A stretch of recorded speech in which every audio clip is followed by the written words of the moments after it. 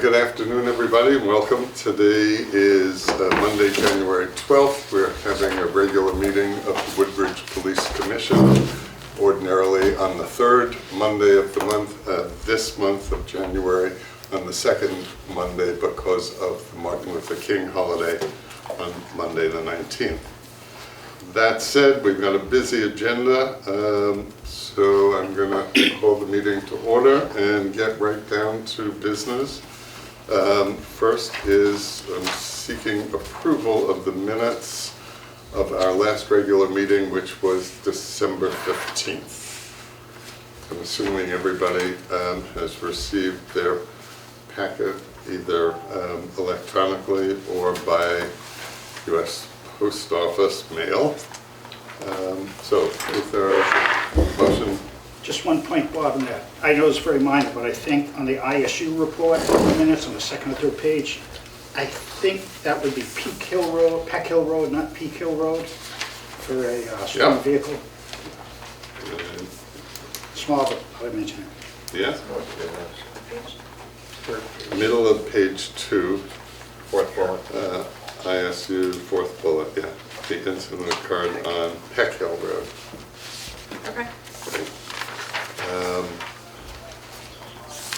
So noted, and change will be made. Anything else that people have either concern, question, correction?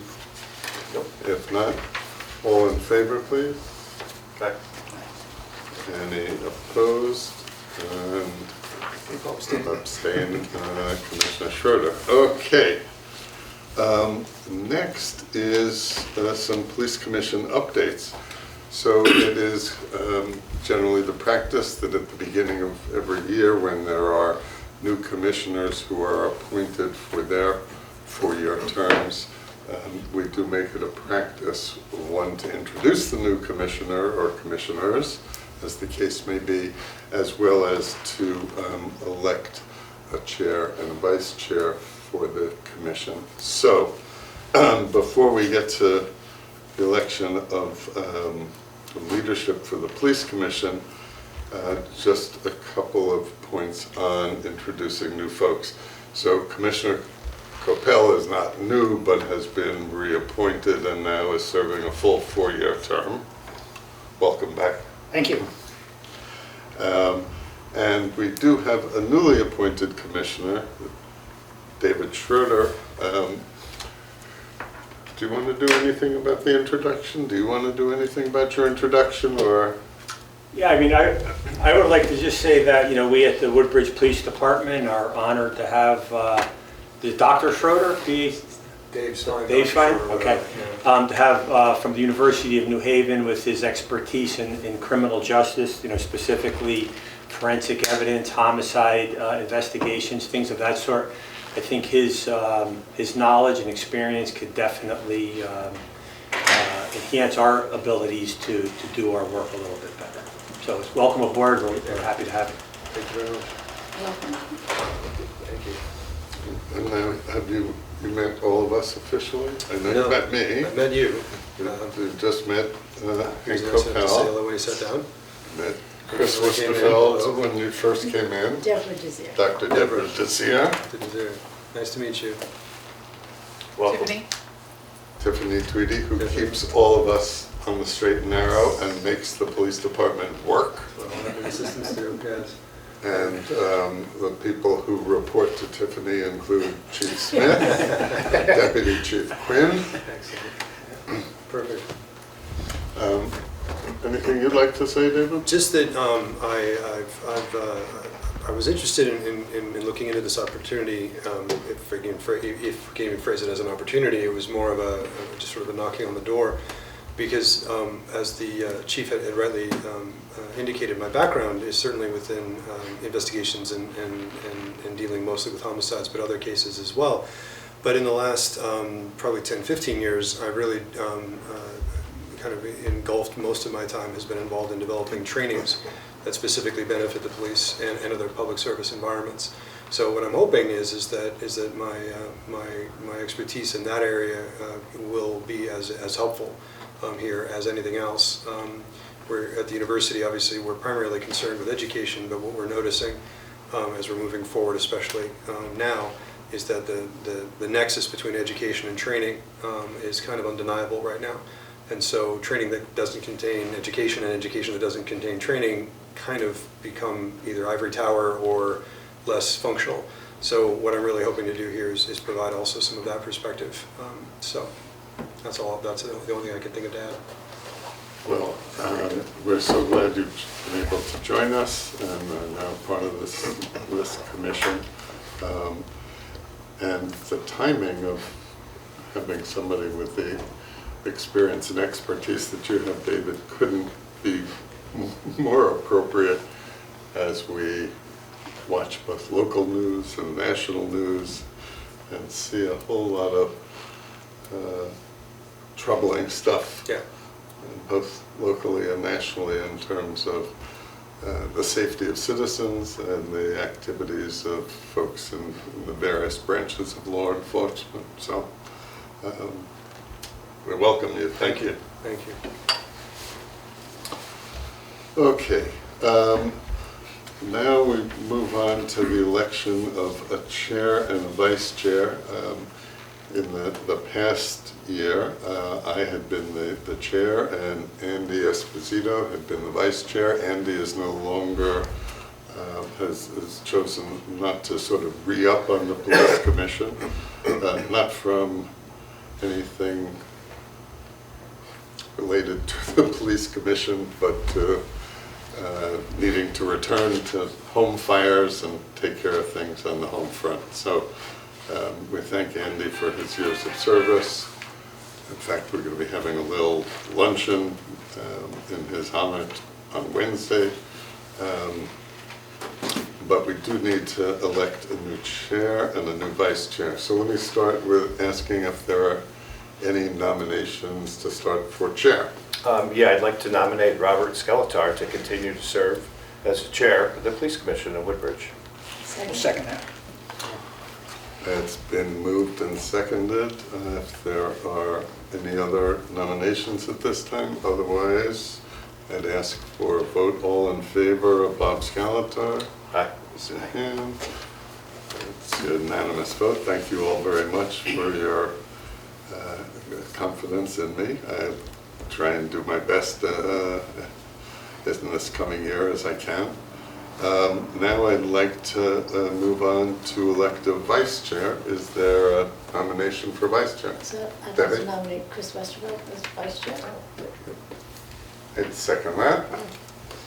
All in, are there any other nominations for vice chair? Hearing none. All in favor of Chris Westerfeld as vice chair? Aye. Vote for myself. All in favor? Yes, you can. We hope you will. Hope you will. Okay, another unanimous But I wrote vote. it down. So I will stay on as chair at this time. Chris will become the vice chair, and we're ready to move on to the business of the day. At this point, we usually have folks for public comment or whether we received any correspondence. Sergeant Pedalino, you're here as an observer and a okay. Thank you. No. And no correspondence. Great. Moving right along, we'll go into review of reports. And starting with the financial report sheet.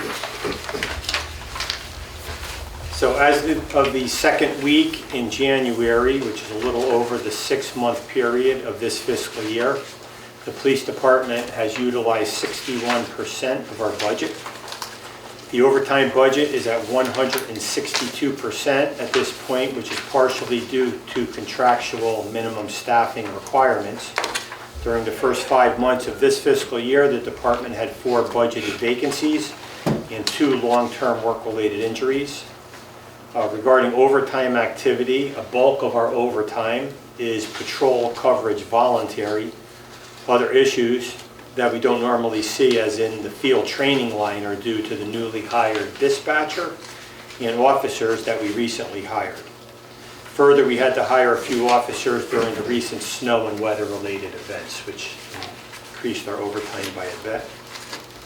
With regards to the dispatch overtime line, it's at 116%, and this is due to one long-term work-related injury as well as 2 retirements and the hiring and training of 2 new dispatchers.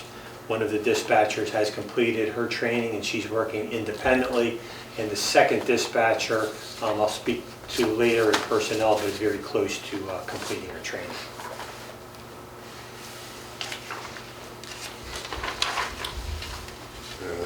So that's, Shanice Smith is the dispatch person who completed their training period and is now certified and on her own. Yes, Great. she's doing quite well. Good news. And then we're going to talk about the budget preparation for the upcoming year at a later point in this meeting. Anything else about the current year-to-date budget that anybody has a question or concern they'd like to raise? So just a question about labor negotiation. Remember we asked, we were going to ask for alternating colors? of There's no ones? way for me No way, to make okay. it show But better. That's at 100%, and are we finished with that for the year? Yes, that's for us negotiating the contract. contract. Yeah. We shouldn't see that increase.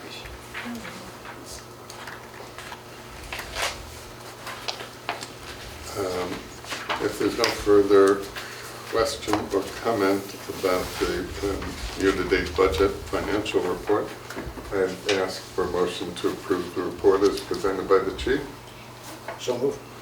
Second. All in favor? Aye. Thank you much.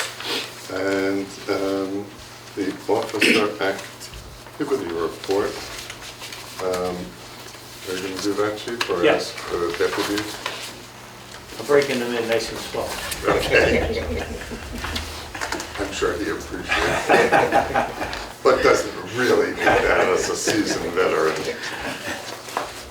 So regarding the officer activity, during the month of December, Woodbridge Police made 10 criminal arrests. This is a 100% increase from November. The following charges were lodged during these investigations: assault in the 3rd degree, breach of peace in the 2nd degree, criminal mischief in the 2nd degree, criminal trespass in the 1st degree, operating under the influence, threatening, and violation of a protective order. Concerning the Investigative Services Unit report, during the month of December, the Investigative Services Unit investigated 6 new incidents. Detectives are currently investigating a larceny that occurred on Seymour Road. Several search warrants have been forwarded to the court. It's regarding someone who was deceased on Seymour Road, and it's a financial fraud type of an issue. Detectives are investigating a harassment complaint via social media, which is taking us out of state, or the person, the complainant, is out of state. A large-scale fraud investigation involving approximately $900,000 is being investigated by the Detective Division. On one of our residents, a fraud was committed. Our detectives assisted the Patrol Division in the seizure of a firearm related to a domestic violence incident. And they have been doing a continuing investigation regarding a sexual assault that occurred on November 7th. A suspect has been identified and an arrest warrant has been submitted to the court. One background investigation was also conducted on a police applicant. With regards to the school resource officer, on December 9th, the school resource officer organized a drill at Amity Regional High School. Officers from the Woodbridge, Orange, and Bethany Police Departments assisted in the lockdown drill. The drill was conducted without any flaws. A debriefing was conducted with Amity Regional High School administration. So that was successful. There were numerous student group meetings were held to discuss issues including drug usage, alcohol consumption, and drunk driving.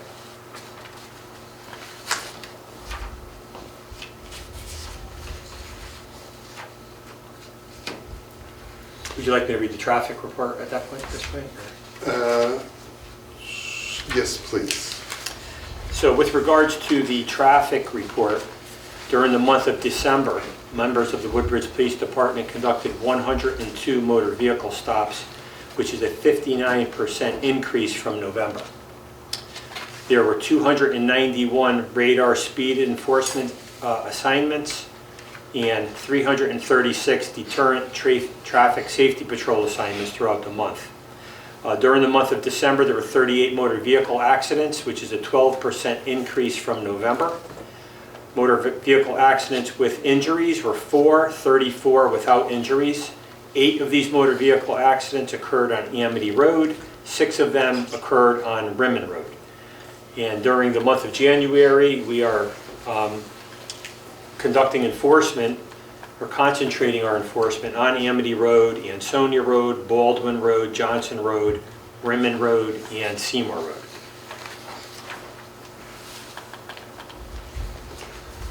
So two things occurred to me about that. But number one, and I know as I drive around town, I see so many more of the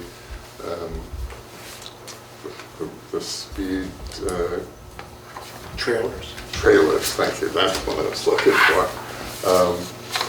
Which, I know it always gets my attention if I edged up a little bit and not paying attention. How many of those do we have in operation? And I'm glad to see what seem to be more than we've had previously. Yeah, we have 2 speed trailers. One of them is data-driven, so we get, we do traffic studies. Matter of fact, Sergeant Petalino does our traffic studies for those. And the other one basically just tracks speed. So they've been very successful for us, especially when we have complaints from residents and we're thinking about possible engineering solutions and/or speed humps, rumble strips, things of that sort. So the data has really been helpful. And I was wondering whether or not it looks like there's a small increase in motor vehicle accidents, whether or not any of those would be perhaps weather-related, given that we've had snow and ice conditions more so in the last month. Yeah, we had a few snow-related incidents during the month, so that definitely would increase accidents. A lot of these accidents too are happening in private parking lots, so they're not all, on our specific roads. Uh-huh. Anybody else? Just one. David? I was just curious, you mentioned the trailers and the data that they capture. How long have you been capturing data with these trailers? How far back does it go, I guess is what I'm asking. We, well, when we were able to, we had it donated, the speed trailer was donated to us.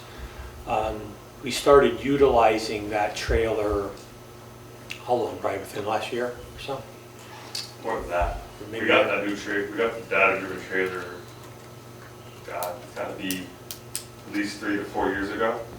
I mean, I have records, depending on the location you're looking for and where it was at the time. I can go back to some of that stuff, just in our database that we have. So, And just out of curiosity, how many data points are we talking about? Thousands, tens of thousands, hundreds? it's based on time. So like, I can look back and say we're looking at Rimmon Road. I'll look back at my log and see when it was over on Rimmon Road. I can try to compare the two that way. Okay. So, I have other questions, but I won't get into them right here and now, but I'll definitely probably bug somebody about that later. I'm a data geek, and if you've got it, I want to see it. That's my point. So if there's anything I can do to help with that analysis, there's a lot there that we can do, is my point. So, but I'll leave it. Well, I'll bug you later, Chief. I'll touch base with me after the meeting. Perfect. To my first comment about it, seems like we have more of them than I thought. And then you remind me, well, we still have the same 2. You're doing a good job of deploying them and moving them around, because it made me feel like they're everywhere. Good work. And to that notion of how important the issue of traffic safety is in town, and one of the things that we hear most from citizens. We are later in the course of meeting of this commission, meeting with members from the Traffic Safety Committee. So it's a front and center issue for sure. Nothing further on the officer activity statistics. I'd take a motion to approve that. Motion. Second. All in favor? Moving right along, I think we're up to the animal control report, and I'm so glad, Jess, that you're now a regular part of these meetings. So, what's happening? Nothing, well, it was a slower month with numbers, but good month though. So total calls between the 4 towns that we covered were 65. Woodbridge had 29, Bethany had 6, Beacon Falls had 5, and Seymour had 25. We did 1 infraction, 2 written warnings, 2 verbal warnings, and we made 1 criminal arrest. Number of animals that were impounded were a total of 8. There were 4 dogs impounded and 4 cats impounded. And we had 4 total adoptions between cats and dogs. So we had 2 dogs go home and 2 cats go home. And they're all doing great. And then on the arrests, we served the warrant for the Connie Corso 11-month-old puppy that was deceased. We made the arrest on that one, and then we made the arrest on the corgi that he just got recently adopted out about 2 weeks ago. So he's doing amazing. He was a body score of a 2 out of 9, and now he's a perfect 9 out of 9, and he's living the life. So we're doing very good on that. We go to court on Thursday, this coming Thursday, the 15th, for Ruby, the Connie Corso, that we made the arrest on back in Seymour. So we go to court on Thursday at 10. And I understand, I had a chance to speak with some of the volunteers, that they've been discussing working with you on the possibility of trying to help raise funds for the shelter. Yeah. And, Yeah, so- probably set up like a 501c3, like Friends of Woodbridge Animal Shelter or something. Yeah, I spoke to the Deputy Chief Quinn and Chief Smith, and we're in the process of trying to get that all aligned. The name would be like, Friends of Woodbridge Animal Control. We have 1 volunteer that would be like basically manning it. It would help us in, especially like the cases that we've had now, the extreme, costs. It would help in situations like that. If there's equipment that we need and stuff around the shelter that we need, we would have sort of like a slush fund to help the shelter and help the animals. And basically that's the end goal, is to help the animals in our care. Great. And I note that also on the ongoing budget and in budget preparation for next year, have you gotten a chance to work with the chief and deputy on budget preparation for the upcoming year, or is that? Tony Genovese called me last week. I spoke to him, and we were going through some numbers. So I told him sort of what we're at, what we need, and then I believe he was gonna get in contact with Chief on that. But I gave him basically what I think that we need, and it's hard to tell like what we'll get, but we sort of like average it out for the last couple of years, and we just do like a roundabout. So I did speak to him on Wednesday, last Wednesday. Great. Are the other towns involved in that? Like how much money they contribute to the shelter? They deal directly with him, so there's a With Tony? set fee, yeah, Okay. for each of the other towns. And really this year, we were hit hard by Seymour because a lot of our cases are, this year we've been hit with a lot of animal cruelty cases. And the veterinary care has been an exorbitant amount of money. Each time it's been $5,000, $10,000, $12,000. And our budget can't sustain that. So we've been able to, Jess has been able to help raise that money through donations online.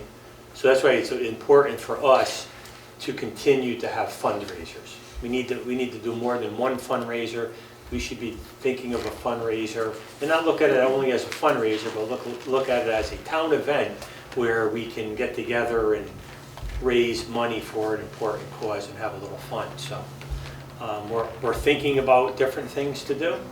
Her and I have been in discussion on a few other things. I know the Seymour First Selectman was talking about running a potential fundraiser or two to help us. So it's really, what's most important is we need money for veterinary care. Because we are getting animals lately that are on the brink of death, and we have to react, and we need help in that facet. And we just recently got hit with two more, we just got hit with 2 more animal cruelty charges. So we have an ongoing investigation, which is going to be consuming with that cost. We still have the 1 dog in our custody. We're in the process with the town attorney with the verified petition. I'm actually taking that dog to the vet on Thursday to get a updated overall health, and then hopefully the verified petition will be put in.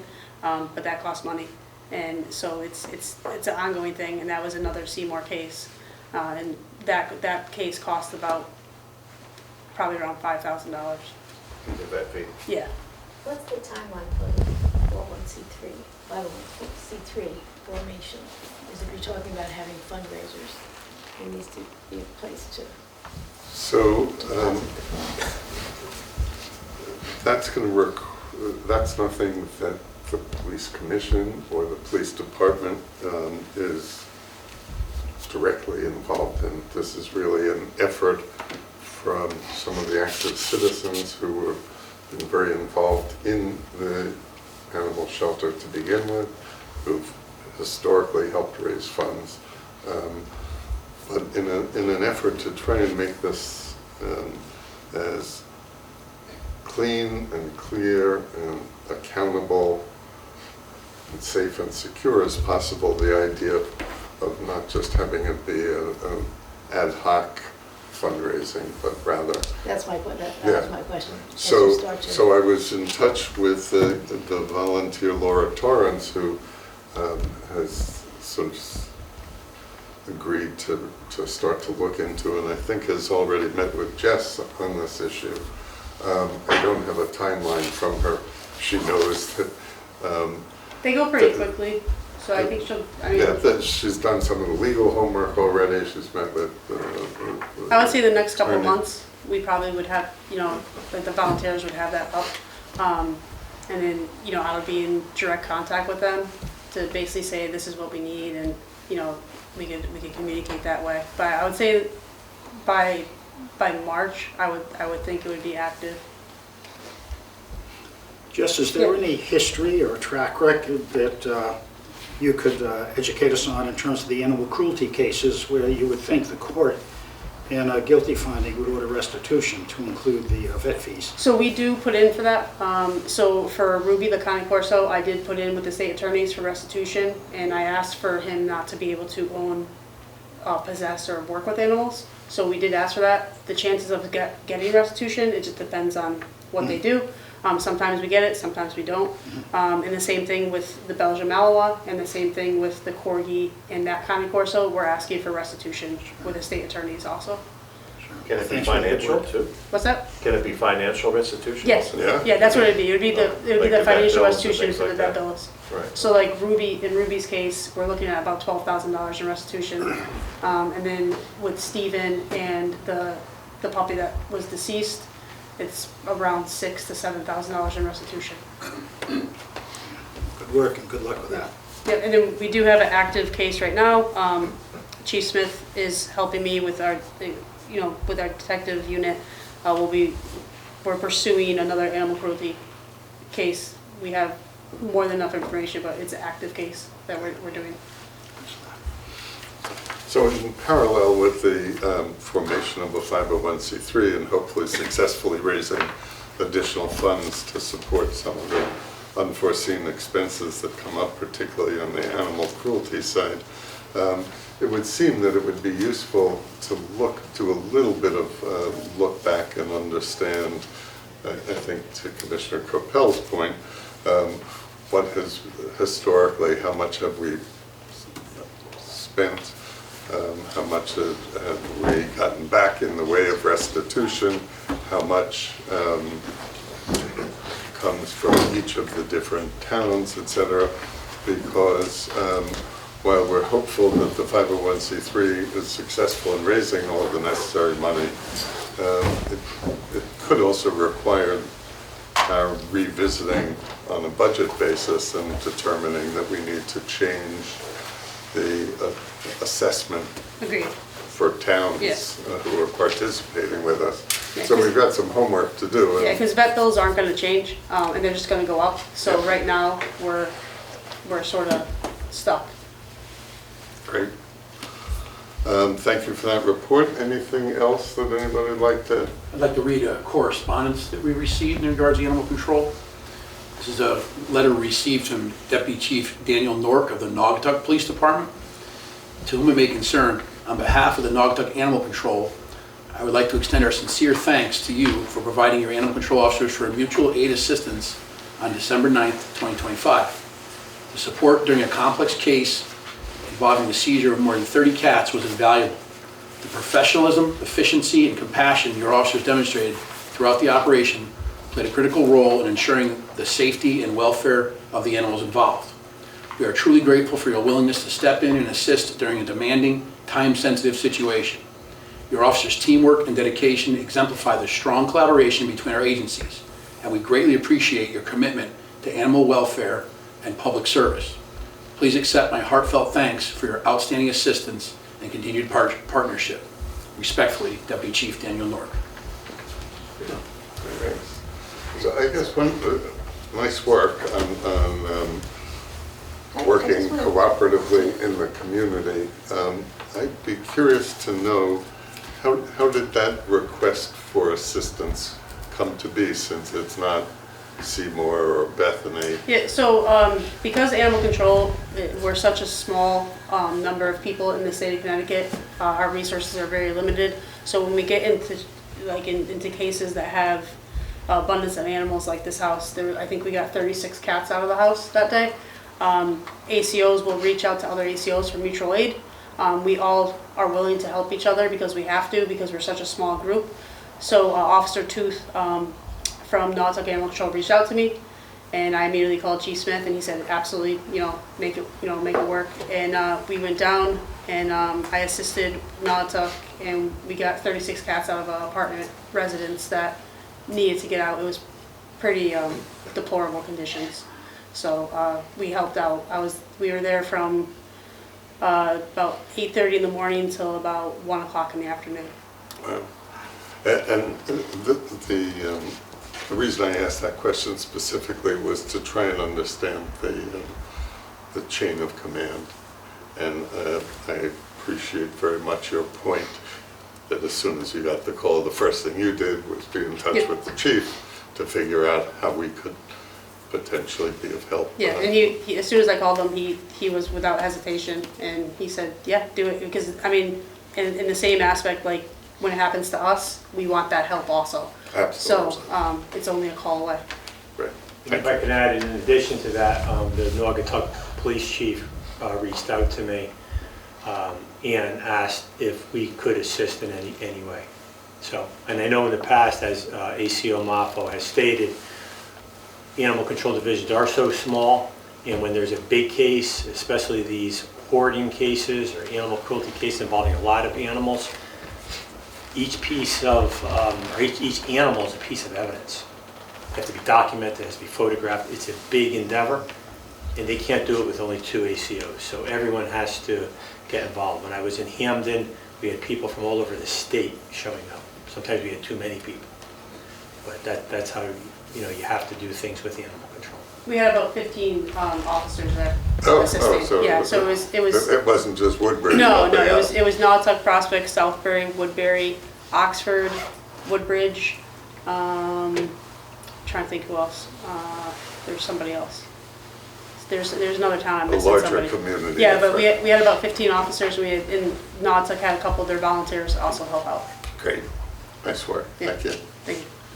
Maybe you would- I just wanted to circle back. First of all, You're doing an amazing job in a very short period of time. And Yeah. Thank you for all your Yeah, thanks. efforts. As you set up the 501c3, who is monitoring the finances of it? Who is So I'm tracking- sort of out of it. That's gonna be basically like the volunteers. So they will have a board. And the board, they'll have like a chairperson, a vice chair, and like a treasurer. And the board will monitor all that. We'll have access to it, I believe, because we'll have an open communication, a line of communication with them. And then, me and the chief would talk to them directly. Because I think if there's an issue with that, that is going to come back to become an issue for us. So I think that needs to be, there needs to be So some oversight. there are models for this, like Friends of Woodbridge Library, and the 501c3s that are set up, just as Jess has indicated, they have to have legal footing, they have to have officers, there has to be accountability, and they have That's not been. my question. My question is, we just need to make sure that there is oversight, because if there's a problem with funds that are coming in and are not managed correctly, that will come back to Right, this commission. so in the early discussion about this, we have involved the town's chief financial officer in terms of being the interface to that, so that it's set up just to your concerns, exactly, yeah. So one other thing, so in the interim, how are you dealing with donations now? Do you have your hands around that? Is that being? We're doing recorded? the best we can. When we have a big incident, we have been utilizing social media, and public outcry has really helped us significantly. Is it paying all the bills? No, but it's paying a big percentage. And in most cases, the donations go directly to the veterinarian facility where the animal's being treated. So we keep it out of our hands. Yeah. That's good. But at the end of the day, the 501c3 and whatever fundraising they're able to do, it's not restricted to the use of funds for veterinary bills. And in fact, it's only the 501c3 that can determine how their funds will be allocated. Right? Yes. Right. You and the chief can meet with the 501c3 and say, boy, do we need the following.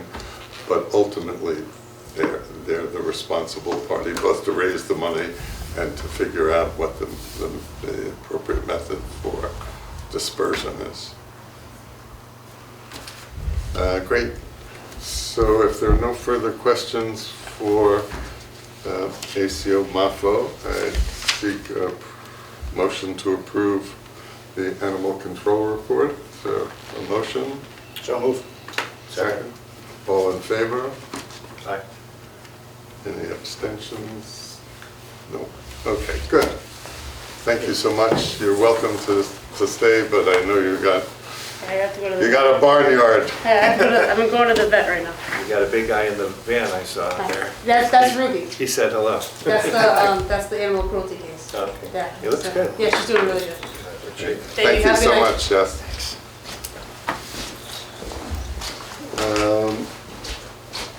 Okay, Chief, I think we're on to sub-item E, report from the chief, starting with some police facility concerns.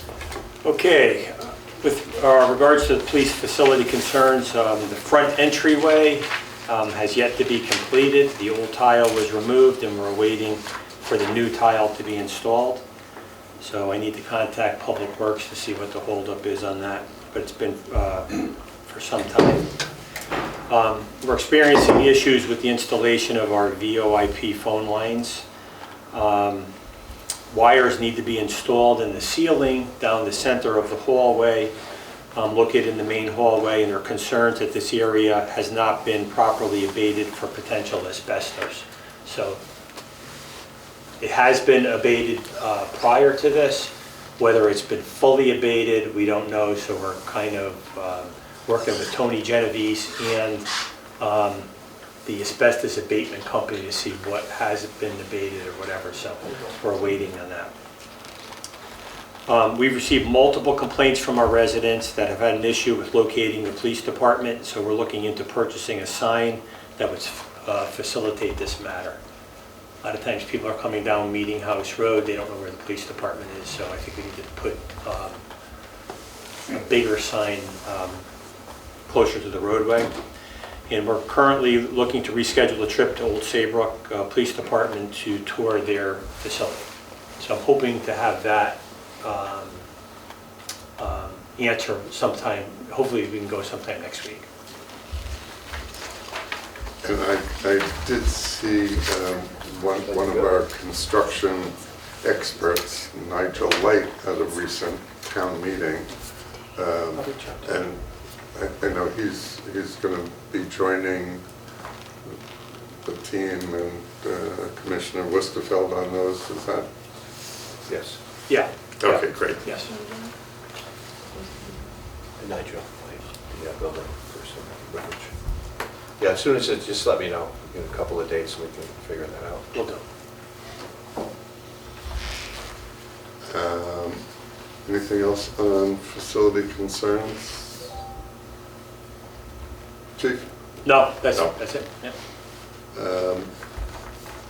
So you talked a little bit about the lockdown that happened last month at Amity, but I note here there's more discussion around lockdown drills. Yes, we wanted to notify the Police Commission that on January 22nd at 9 a.m., the Woodbridge Police Department, along with members of the Orange Police Department, Connecticut State Police, and Woodbridge Fire Department, will be conducting a lockdown drill at Beecher Road School. The lockdown drills have been conducted annually at Beecher Road School and Amity Regional High School since approximately 2014, the time around Sandy Hook.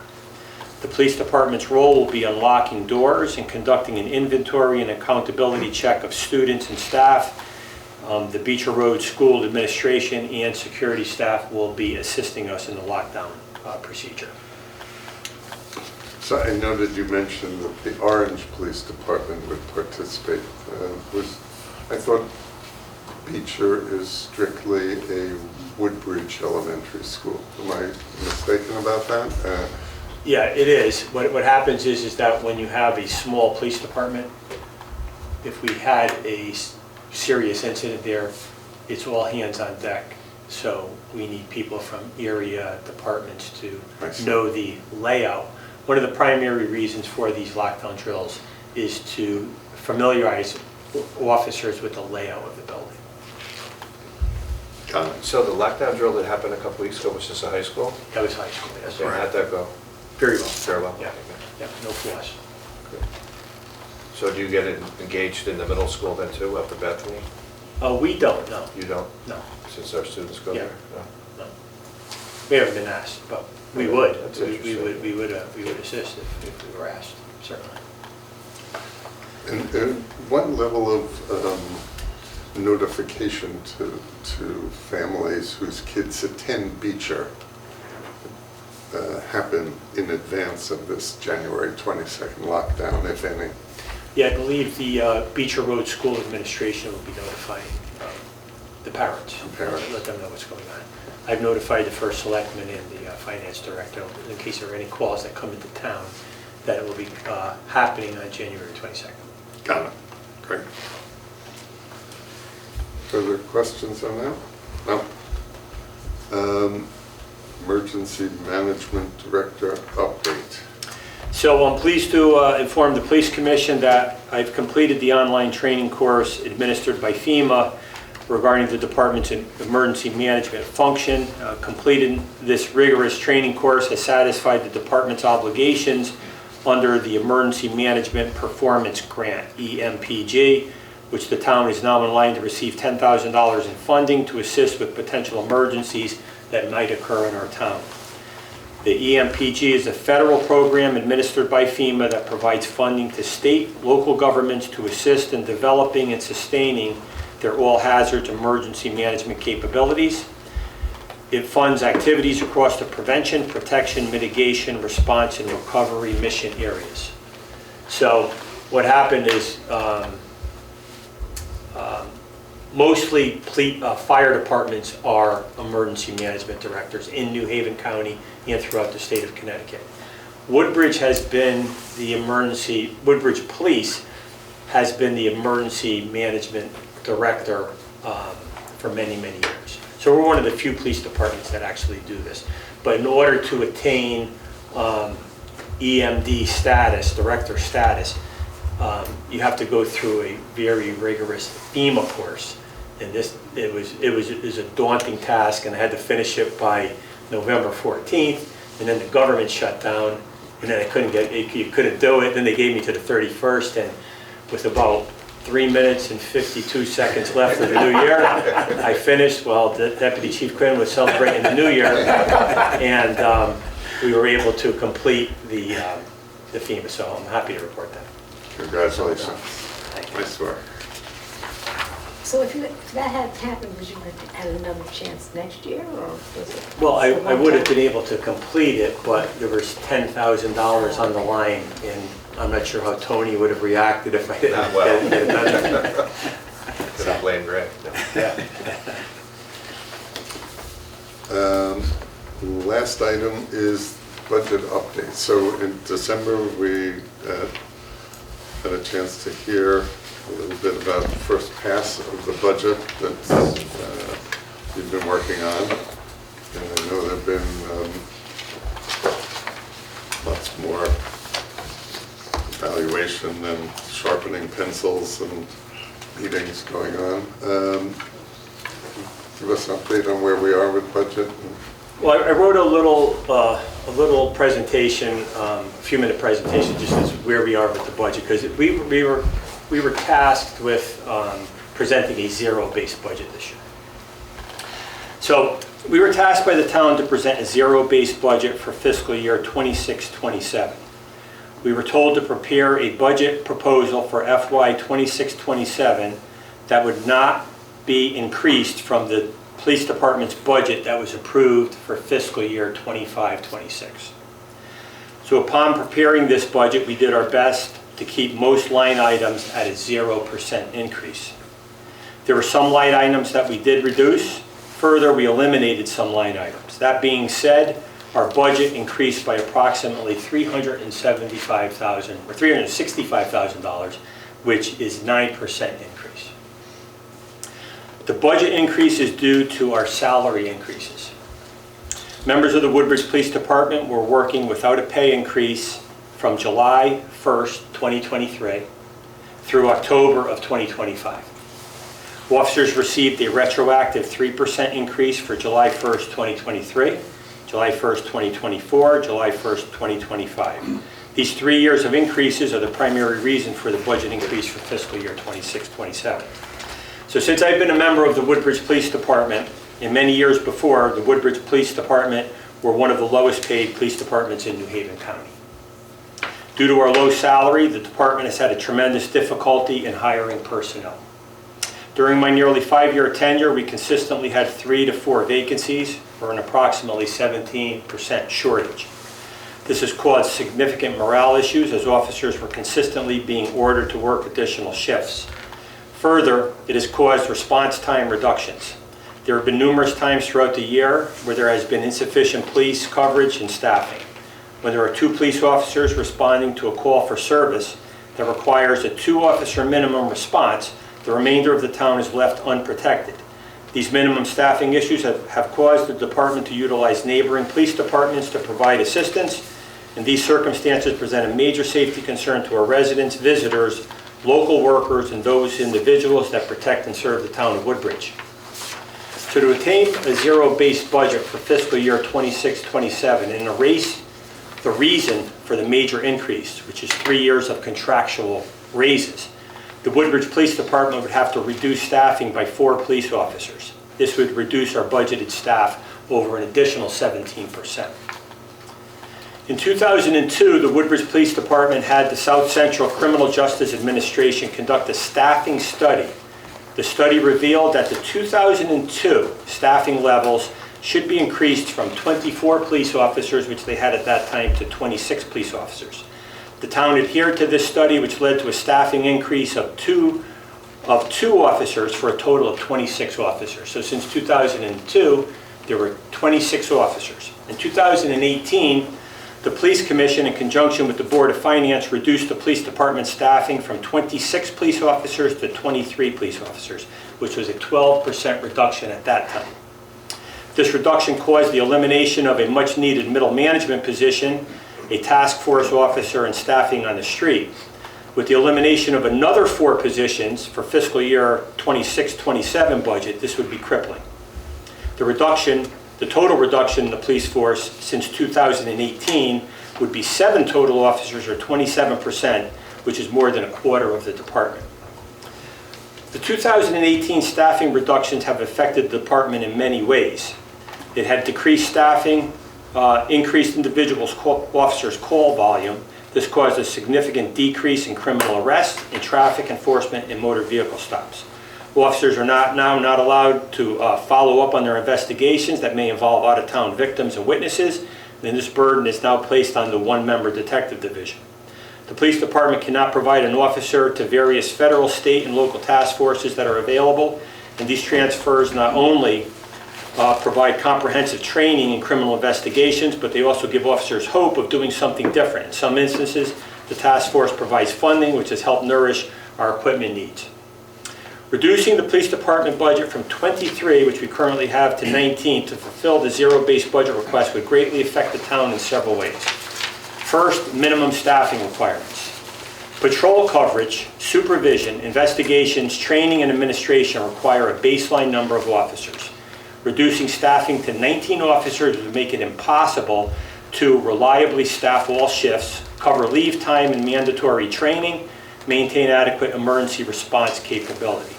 Further, maintaining coverage would require mandatory overtime, so this is not a true savings.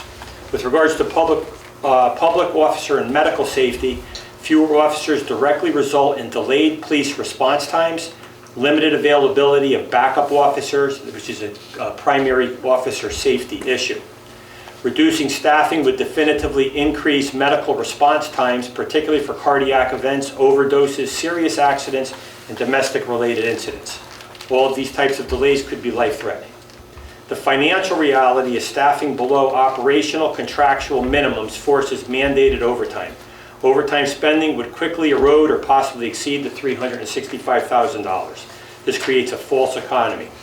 The loss of operational flexibility, our daily staffing is impacted by vacation time, personal time, sick leave, injuries, required mandatory training, court appearances, investigations, special events, including weather and school-related emergencies.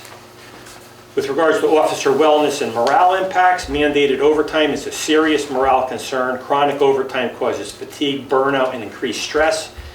Higher risk of errors and injury, and officers will leave this department and work for other departments, and we will not have long-term retention, which we are looking for. Our service degradation and municipal liability, reducing staffing leads to slower police and medical response times, reduced proactive policing and investigative capacity, and less community engagement. Traffic safety is a major concern for our residents, and the department regularly receives complaints regarding speeding and other traffic-related issues. Reductions would significantly limit our ability to respond to residents' complaints and conduct targeted traffic enforcement. Slower responses, reduced traffic enforcement, and officer fatigue are sure to increase our municipal liability exposure. With regards to recruitment and retention, understaffed department is less attractive to recruits and accelerates burnout and attrition. So when comparing the adopted fiscal year 25-26 budget to the requested fiscal year 26-27 budget, there's an increase of $365,000, which we're talking about. But it should be noted that the police officer salary increases for fiscal year 26-27 is $375,000. While all other personnel, dispatch and non-civilian personnel, the increase is $105,000. So the total increase for fiscal year 26-27 budget due to salaries alone is $480,866. Of note, we are only asking for $365,000, which is $115,000 less than what the contractual salaries would be. So we've already cut the money. This is just, we've cut things. we have nothing left to cut. These are contractual budgeted items. So providing a zero-based budget with a reduction of 4 police positions to an already understaffed police department is not a cost-saving measure, it is an operational failure. So first of all, thank you very much for all of the work I know that you and colleagues have been doing on the budget and the meetings with Tony. One thing I just want to be sure that both for our new commissioner and for the public, to be sure they understand, you made reference to the notion of contractual on several occasions. And to be clear, the contractual agreement is the agreement between the town of Woodbridge and the police union. And that is what took 3 years to negotiate. And while salary is very commonly the big issue and the sticking point in negotiations, there are lots and lots of issues that are negotiated in the course of the contract that describe all sorts of work conditions, not just compensation. And it's that contractual obligation that the chief is referring to in his reminder to us, that all of the increase is salary increase and it's contractual, as are the working conditions which describe how many officers at what shifts and for what circumstances. So, wow. Can I add a comment? Please. Also in the form of a question to the police chief, because like you, Bob, I'm concerned that the public record be clear in these fiscally really challenging times. First, is it correct, Chief, that as Bob said, the long years negotiated union contract was signed this year? It brought us closer to parity with other similarly situated police departments in Connecticut. It did not put us in any better paid than other departments' position. Is that fair to say? Yes, and what's important to note is that since I've been here since 2021, we have had 3-4 vacancies. No one wanted to come to work at Woodbridge Police Department. We weren't getting applicants. Yeah, that point is. And right now, yeah, we have 1 vacancy. And we could probably fill that in a month if we wanted to. So why is that? And the reason is, one of the reasons is because of we are more desirable to what other departments are. And that helps. It's being shown right now. Closer to parity, closer to competitive with departments. That brings us into finally being able to close this hiring gap, correct? Yes. And secondly, Especially with entry-level police Right. officers, which is the most important thing. and so I think the conclusion I draw, which we've been talking about as a commissioner with you all for months, is that there really is no realistic alternative to a zero, if you're going with a zero increased budget, to having to lay off an enormously impactful part of the force, 4 officers, which is really not sustainable in terms of minimal public safety requirements. Would you agree, Chief? 100%. Thank you.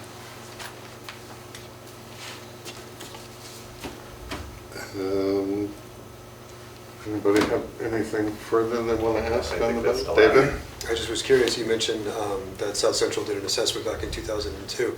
Have you had any other contact with them regarding? Not since then. But you know what I do know, that from what I was told and looking back at the records, the department functioned very well back in 2003 and so forth with 26 officers. When the reduction was made to 23, which was a 17% cut, I believe, at that time, we were doing it with smoke and mirrors at that time. And we were doing police work with smoke and mirrors. And I had broken down, and I plan on doing that again this year for this budget presentation, about how many calls for service require a 2-officer minimum. And sometimes a 3-officer minimum in other departments. Domestic, violent domestic, you could have 3 officers. A good portion of time we're going out with 2 officers. If there's 2 officers on a domestic related incident on Metler Street, they're tied up and there's an arrest, what's happening when someone's having a heart attack on Acorn Hill, or there's a serious motor vehicle accident on Seymour Road. This department's been doing that for years. And we've you know, skated. It's something bad's gonna happen. We can't cut anybody. We can't cut any officers. If anything, you know, we were hoping to add maybe a 24th officer this year. And we could show the activity and we could show the reasons why and spell that out exactly why we need that. But we were asked to present this zero-based budget, and the only way we can do it, because everything else we need to function to operate this police department, which has issues here, as we know, is the cut personnel. And Chief, you also presented like a regular budget, right, year to year. And this is like the second request? Yes. The zero budget. Yes. So again, just to help fill you in, David, as the new commission member, and to the public, at our last meeting, First Selectman Mika Cardoza was here, and he personally reinforced the importance of the message that came from the Finance Committee and their request for every department in town to be able to present in their 26-27 budget a no increase budget. So that we were following the requirement of the Finance Committee and the message coming from the First Selectman Cardoza.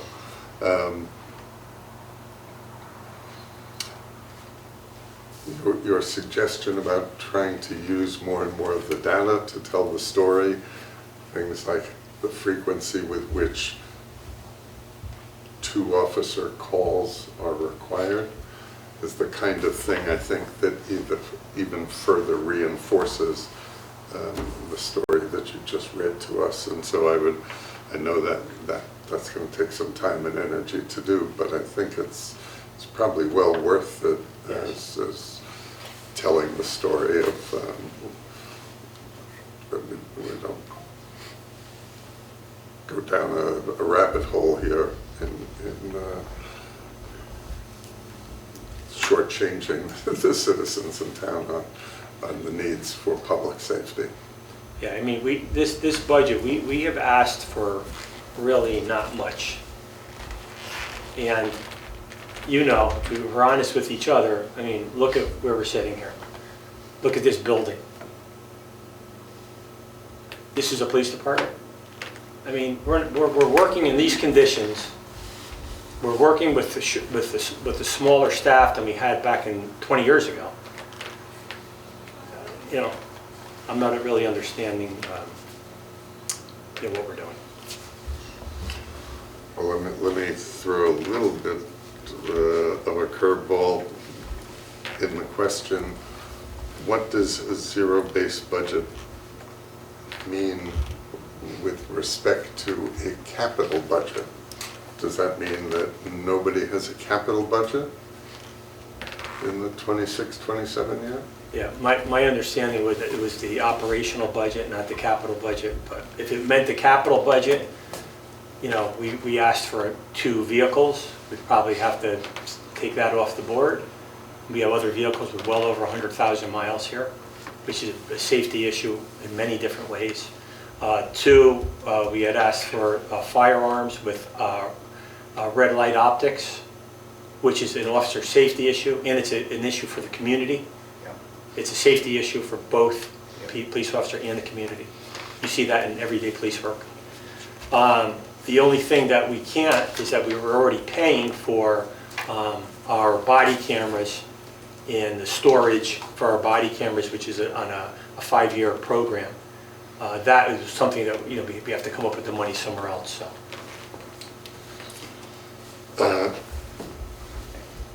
So last comment or question on budget update. So I think we understand and applaud the work you've done to date. We understand what appears to be an inability to deliver a zero-based budget and support that. But what are the next steps in that the town goes through in the timeline on the budget? You'll meet with Tony Genovese again. When will the budgets go to either the selectmen or the finance committee for further conversation, etc.? Well, we provided the town with the documents that they requested today, and they are scheduling us for a budget presentation in front of the Board of Selectmen and Board of Finance. And I believe that's going to be either the, what were the dates? 22nd or the 27th. 22nd or 27th. I think the 27th. Of January? Of January, yeah. I believe the 27th was our first choice. The 22nd was our second choice. So they're going to let us know, as soon as they know. So it'll be one of those dates. And I think we have 1 hour to discuss our operating budget, which is not really much to discuss with the exception of the salaries, and our capital budget. And also, I guess, present the reason why how we feel about the zero-based budget that they've asked us to produce. Yeah. So I hope you will keep the commissioners notified as soon as you have the firm date. Yes, will do. So on the notion of what can we do to be both helpful and supportive of the whole budget process, particularly the pickle that we sort of all feel like we're in with this, other than appear in support at this January 22nd or 27th meeting, other things that the commission might do to support the department chief? Nothing that I could think of. I know that the deputy chief and I are looking forward to really crunching this even more, and whatever data, like I said, data we can extract, that would be very helpful. And we have some ideas of things that we're looking to do. So I want to make it just self-explanatory, not that it's difficult to understand exactly what the reduction of even one officer would mean to this department. And I assume that you submitted that statement with the updated budget, correct? This, what I just read to Yeah. you? I have not, no. You have not yet? No. Well, I was going to save that for the hearing. for the actual meeting, meeting, but okay. I haven't done that yet. I've submitted some information. Do you plan to do that, or just hold off until the meeting? I'm not sure. Yeah. I mean, if I do submit it, I mean, it's being submitted to the finance director. I don't know Right, if it's be right. forwarded to the Board of Selectmen. Might not be a bad idea if they have that information before the meeting. It's up to you. Yeah, but- yeah. I actually thought about it. I'm not certain if I was going to read that or do they have that ahead of time, so I don't know. Maybe Something to think about. one thought would be if you save it for the impact, that clarifying it verbally at the meeting, that also have a written version to submit so it becomes part of their meeting records. Because I think that your point that we've discussed as a board with you in multiple meetings is hugely compelling when people come to realize how few officers are available in any one shift, especially if there's, as you say, a domestic incident and then a second incident. We are completely at the bone. So I think that's really helpful for that point to be made. The question I have for you is it worth also looking at per capita police numbers for roughly similar sized communities across Connecticut? Towns of 10 to 15 to 20,000. How many officers per capita is it? I don't know the answer to that question. I'd be happy to help and work with folks if that's something that would be useful. But there could be some compelling data there as well for this same purpose. Yep, I agree.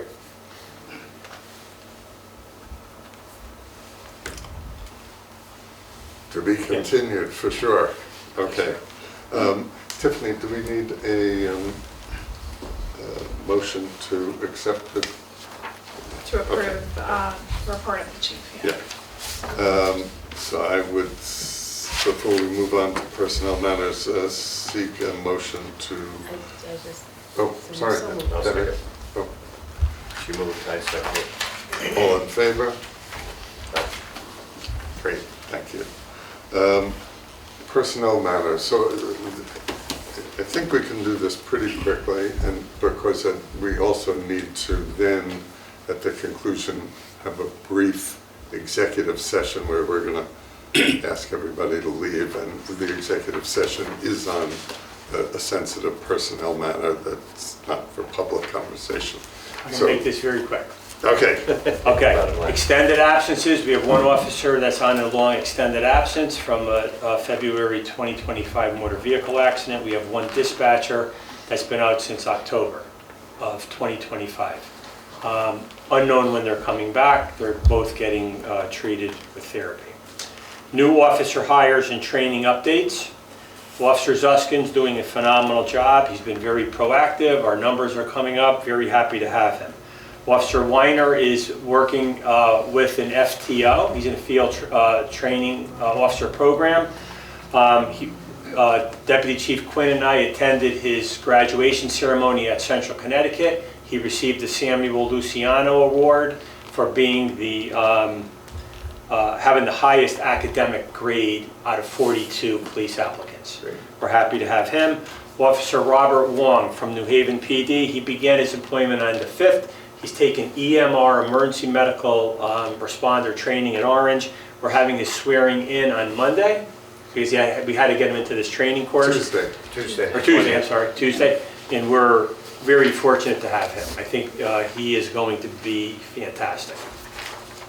The Deputy Chief hiring update, it's great to have Deputy Chief Quinn here, has helped me. I can't explain to you how great it is to have him here.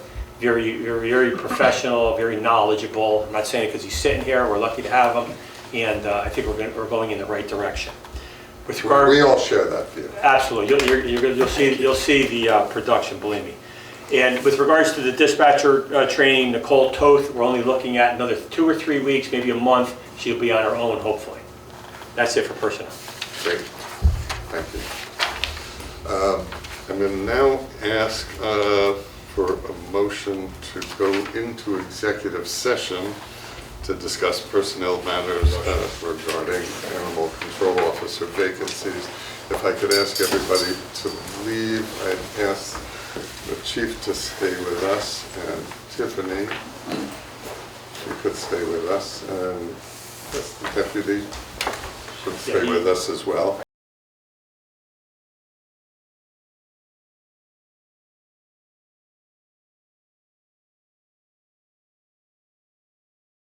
Out of executive session at this time. Second. All in favor? Now we are back at the regular meeting of the Woodbridge Police Commission. During the executive session, there were no votes or actions taken. And I think that has brought us to the end of the formal agenda of the Board of the Woodbridge Police Commissioners. So I'd like to entertain a motion to adjourn the Police Commission meeting. Is there? So moved. Thank you, Raz. Second. All in favor? Great. Now we can move on to the Traffic Authority, which did not meet in December, is meeting now, January 12th. And we have some agenda items. One of the very important things that we've done, and we're grateful for your help in this, Chief Smith, is inviting and having members of the Traffic Commission Committee join us so that we can introduce ourselves to each other, understand our respective roles, and move traffic safety to greater heights here in Woodbridge. So, with that,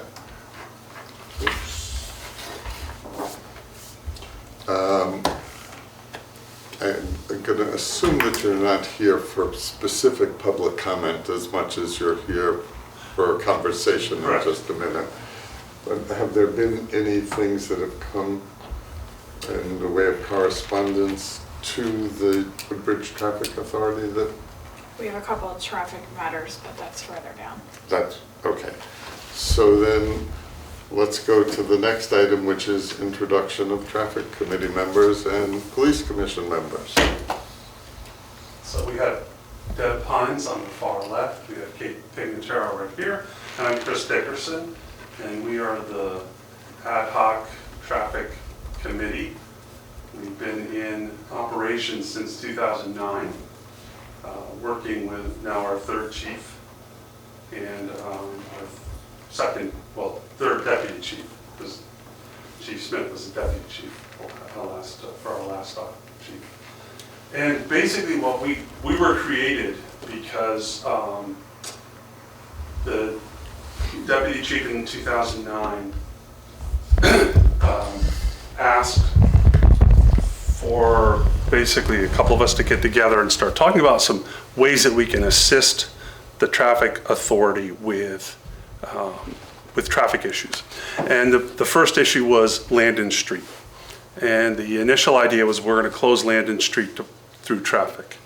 And as a business owner on Landon Street, I said we need to find a better way. So he said, okay, we need to sit down and talk. And the conversation that we had morphed into a bigger role as a traffic committee. So we took 9 years and we were able to work with various groups and make recommendations to get the speed humps put on Landon Street. So it took 9 years to get that done. And in the past 16 years, we've met with many Woodbridge residents who have complaints about speeding and traffic in their neighborhoods. We've developed a matrix to evaluate those complaints objectively, so they can understand when we sometimes say, there's not really a problem here, or yes, there's a problem here. If there's a problem, we recommend it. We pass it along to you. We look at ourselves as kind of like the first line of response to traffic issues, because while you're the traffic authority, you're also the police commission, you have a lot on your plate. You've had a 2-hour meeting so far, so we're trying to take a little bit off your plate and really help the residents have a first group to go to register their complaint. And like I say, a lot of times we will actually have conversations with the residents and say, I understand where you're coming from, but this is not a traffic issue. It's your neighbors. A lot of times it's their neighbors are speeding. So that was great. I would just add a little bit of historical information. First of all, everybody knows Landon Street or not? Yeah. I moved there when I first came to Woodbridge. I remember those conversations. I was involved in them. And I was on the police commission back in that period of time, and I remember the traffic authority meetings that we would have after long police commission meetings, and virtually every resident on Landon Street would appear, and it was rough going for a while. So as a former police commissioner and a current one, I thank you for stepping forward back then and sticking with it to now. And I was so excited to make this kind of come to be so we can advance the ball even further. Because I think what we've all seen in the course of the last number of years is traffic calming measures have become so much more part of the landscape in urban environments, suburban environments, rural environments. It's everywhere. It's not an odd deal any longer. And it's amazing to me to hear Chris say it took 9 years from 2009, because we were fighting it from about 2007 to begin with. And furthermore, those are still the only traffic calming measures that we have in town, other than police patrol and the trailers and the speed trailers. And we have certainly heard from residents, either passed on from your committee or somehow have gotten here. We're hoping to see a speed hump on North Pease Road. That's my question. I thought we voted to put one on North Beach Road. We That's why I did. say I'm hoping to see that soon. Well, we also hope it's not 9 years down the road. And we also are trying to figure out about where, is this public works money? Is this police department money? There are so many pieces to the puzzle, and this is all part of the dot connecting. And it comes at a wonderful time with new leadership, fresh views of things, old experienced people who've got the history and know what the problems are. Debbie? A couple of other wins that have been accomplished by the Traffic Safety Committee is getting the Don't Block the Box on Litchfield Turnpike. We talked with the state and they got those in play. It took, 10 years in That took order quite a to long get the speed limit dropped on the section of the center of town to 35 miles an hour. And just a little tidbit is that there are 114 streets in this town, 104 of them are 25 miles an hour. And that's it. Everything else is state roads and a couple of main roads in town. So it's a lot of it also has to be responsibility of citizens too, in order to pay attention to the speed limits. It'll be very helpful. So how does a resident who's got an issue or concern or question, how does it come to you or to you through you or? Goes to the police department. Uh-huh. And then when there's an issue, we have a couple of issues, the chief will contact us and say we need to have a meeting, and we'll schedule a meeting. Sometimes we'll bring residents in and have them present their complaint. And other times we'll basically evaluate it ahead of time. And then we'll basically look at, sometimes we'll ask for a traffic study, which will get done, and that is a big determiner. Do we move forward and make a recommendation to your committee, or do we just say, no, there's no need for this? So that's really a key is to do the traffic study. But yeah, it's all through the police department. Yeah, so what happens is that, I'll receive a complaint from, and listen, traffic concerns are a primary complaint for town of Woodbridge residents. Right. And our traffic committee, I'll have to say, very committed to traffic issues. Very passionate too. When we talk about the animal control officer, very passionate about traffic committee meetings. And what's nice is that if I have an issue that there's somebody speeding somewhere, or there might be like an engineering issue or whatever, I relay that to the traffic committee and we have meetings about it and we talk about it.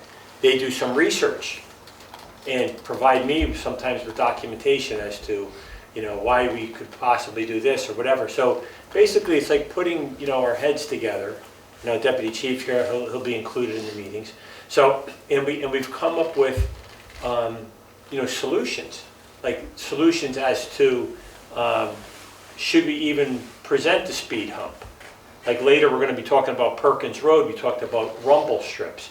So we're talking about real concerns about, that residents have that have stressed. And we research the item and then we come to a conclusion, whether, like Chris said, does it have to go to the local traffic authority, or can we handle it ourselves? Sometimes they're almost like a buffer between the police department and the police commission, that they sometimes have in the past contacted the complainant or whatever and said, hey, listen, this is what's going on or whatever, and it's made our job that much easier.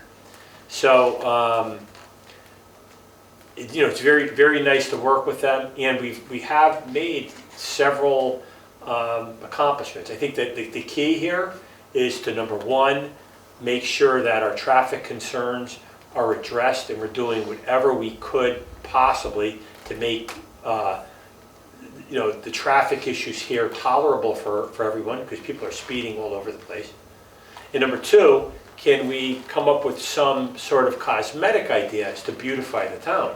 Sometimes when we talk about, we talked about signs, like maybe down south, maybe, nice signs for what, things that to make this town just even more appealing, that safe and appealing. And we've come up with quite a few ideas. Well, Quite a few residents victories. just want to be heard.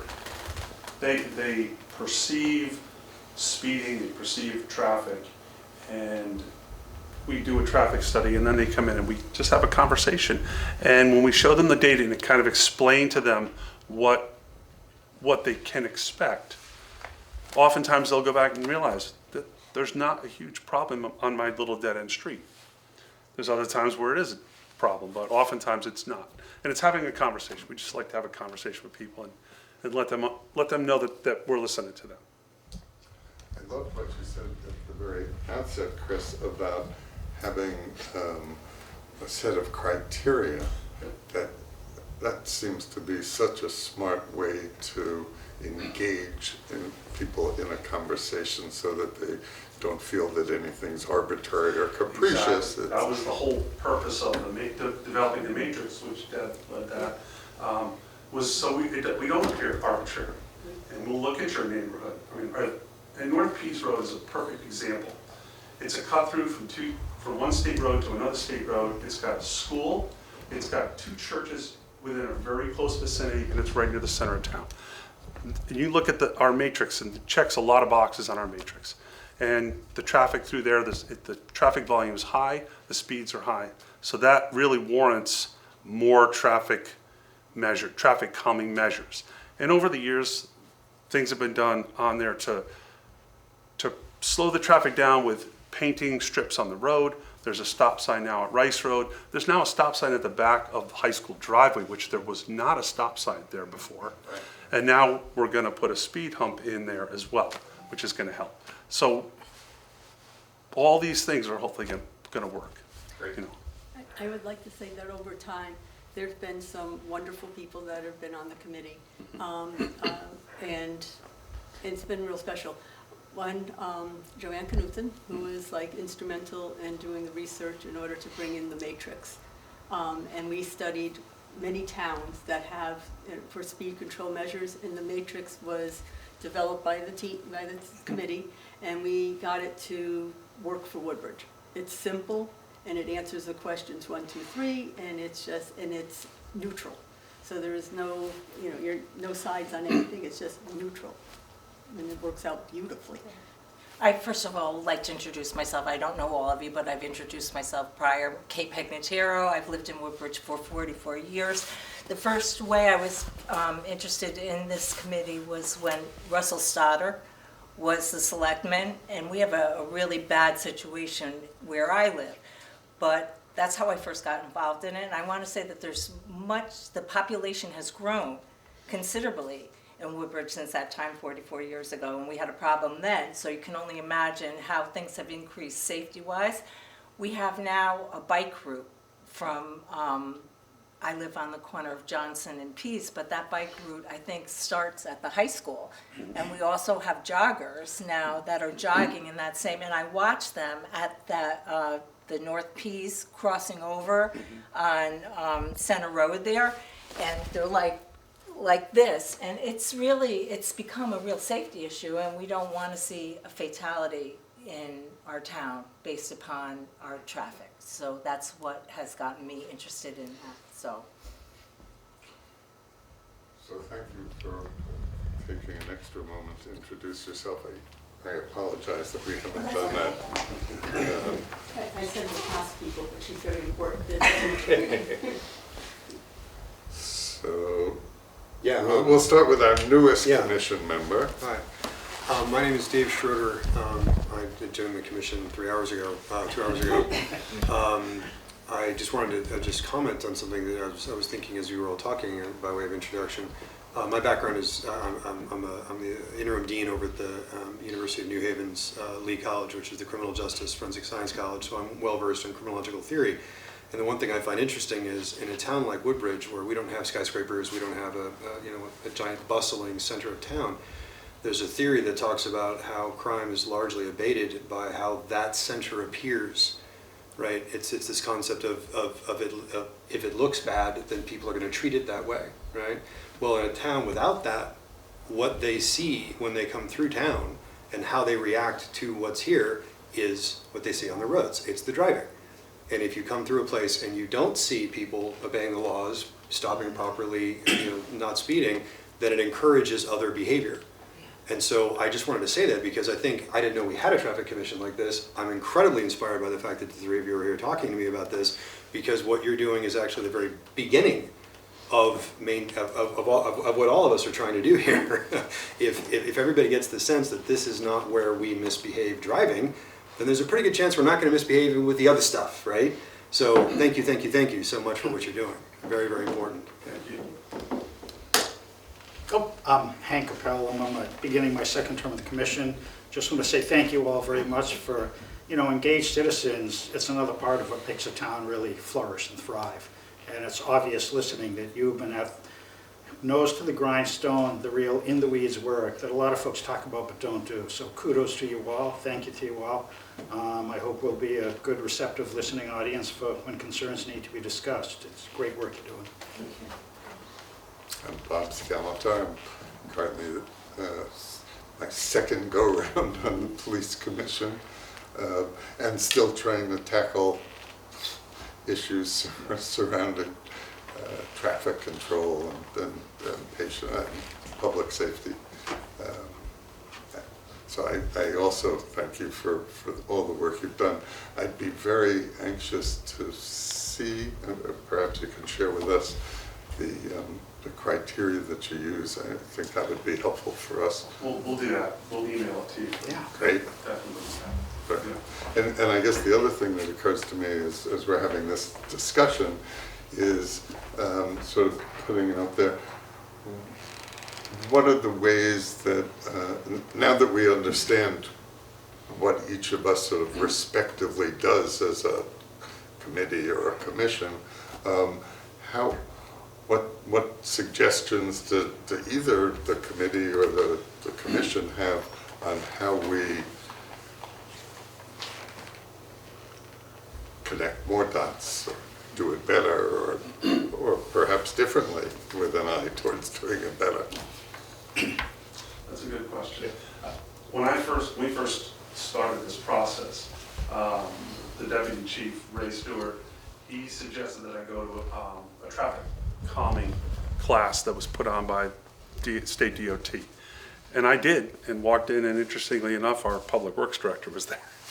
And I didn't know it at the time, but we were chatting. But it was very interesting because, as you were saying, 2009, traffic calming wasn't really on people's minds.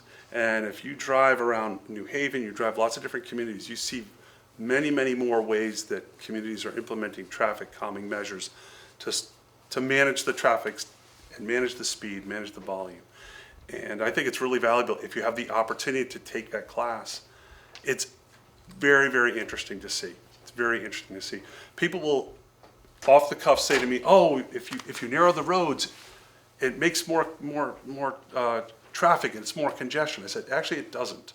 You have to understand the science behind it. There's a lot of science behind traffic calming measures, which actually keeps traffic flowing, and it makes it safer, and the traffic flows at a slower speed. So there's lots of facets to that, but I would definitely recommend that. It was very interesting for me to do that. It's free through I'm UConn. jump in with a historical note for Yeah. others. So that's great about that you went to the state DOT thing. The part I wanted to comment on is who was presenting at this, our Director of Public Works, who's about to retire now, right? Yeah. But Warren was the most resistant to all of the efforts to do speed humps and speed bumps. I think that's an honest and fair comment. Am I being too harsh, Chris, or? Well, I'm not sure, but I know there's been concerns by many people about the ability to clear snow at speed Yeah, humps. that's a big issue. This is not an Yes, issue. but I will tell you from around personal the country, experience, they yeah, figured out how to do it, it's not so an I'm not buying it. No, Yeah. I have a snowplow truck. I've done subcontract work plowing the high school, which has very narrow, short, sharp speed humps. Much more difficult to plow those than the ones on Landon Street, and I've done that successfully, and I'm not an expert. But Landon Street is not a problem at all. They plow it, I watch them, they do a great job. Are they subject to, actually this came up when we were discussing North Peace, was a question I had. Are they subject to damage by the plow? No. No, so they No. survive it? All right, Chris Westerfeld, I've been on the commission for, I guess, about 2 years now. My first tour here. I'm the vice chair as of today. And my entire career has been as an engineer. We can kind of consider ourselves as traffic engineers, but I primarily did like toll system design studies and financial feasibility studies for new roads. Started at Wilbur Smith way back when, and Wilbur, who's from Columbia, South Carolina, actually came to New Haven because he went to Yale Traffic School way back when. So it's kind of, so the point there is that, I don't know a lot about, traffic engineering myself, but I do have a lot of contacts at CDM Smith and other engineering firms. So if you, need some information, I could, probably point you in the right direction. We appreciate But that. yeah, and thank you very much. You really do an important service for the town, so. It's been interesting a lot since COVID. I don't know what happened during COVID to cause this, but I think there's a correlation. Driving has become, people have been driving much more aggressively and recklessly. And it's a lot of education. It's really trying to educate people. And I think one of the most important tools that we use, the chief has used, are speed trailers out on the roads to educate people, because they just drive much, much too fast. And I think that's really key. But also, find other ways to educate the public on the fact that we need to slow down, we need to be safer, we need to be more mindful of our neighbors. I have to apologize. I didn't introduce myself because I know you. I'm Deborah Desir. I've been a resident of Woodbridge, not as long as you, but for 31 years. And I've been on the commission for longer than I can remember. So. Yeah, so, like they're saying too, one thing that we've been doing also is, they've expressed ideas and we've followed through on ideas where we've had our SRO at EMD High School talk to the kids about speeding and the importance of driving slow and drunk driving, things of that sort. Some of those directives have come from conversations I've had with the traffic committee. Also, we're using social media to get the message across quite often about the importance of obeying the speed limit. I do it a lot of times when I throw my animals on there, because I like to show that I don't want animals getting struck by vehicles. But the thing is that we're always putting this information out on our social media sites too. So with a combination of that, with a combination of our meetings, ideas, I think, is it perfect? No, but we're definitively making progress. I think the SRO has a very important role in impressing upon the young drivers about speeding. We had a tragic loss of 2 high school students. And that's an ongoing thing that goes on all year long. He's doing that. So. The interesting thing is that the SRO officer put me in contact with the coaches, and so I was talking to them about changing the route of the cross-country team and just seeing if you can get things to slow down. So it's really interesting and wonderful to be able to work as a team with so many parts of the town in order to just do the same point as for safety and keeping people alive. So that's the goal. So everybody's point about how do we connect dots, how do we communicate, how do we let the residents in Woodbridge know that we share their concerns and we're taking active steps to do something. I know, Chief, you've been, and Tiffany have been sporting a new police, not just the blotter, but the newsletter from police, or there's also the Woodbridge Town News that comes out from Town Hall now on a monthly basis, a 4-pager.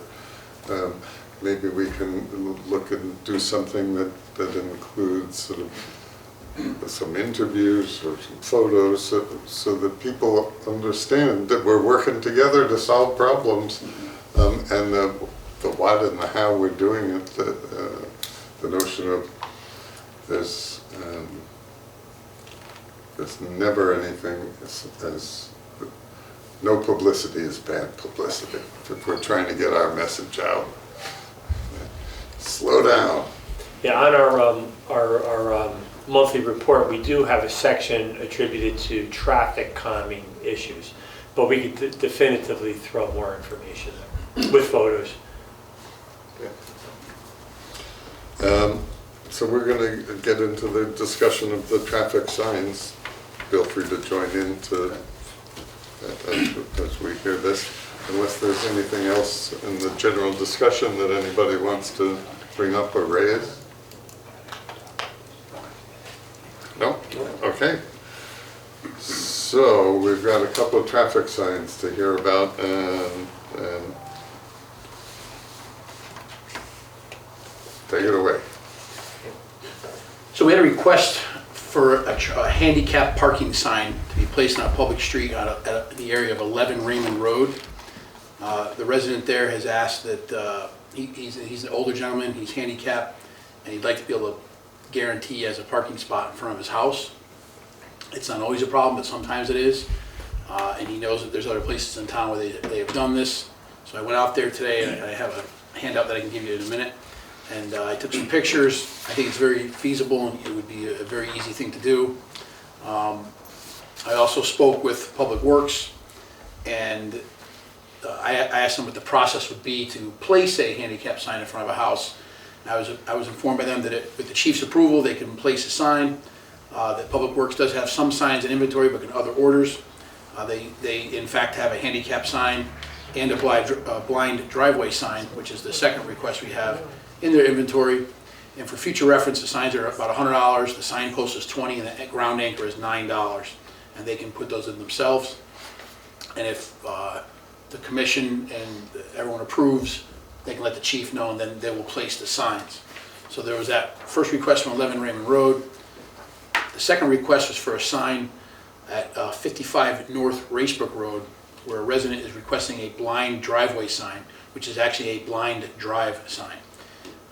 The resident is requesting that the sign is put, he's an older gentleman, the road kind of comes up and has a little bit of a bend to it, and it makes it hard for him to pull off his driveway when the cars are coming, because it's hard to see out of his driveway. So he feels that that blind driveway sign would possibly slow people down a little bit in anticipation that there may be a car pulling out of a blind driveway. And I apologize for not making enough handouts, because I didn't realize we were going to have as many people, but I have 5 of them. So if you guys can share one, if you guys can share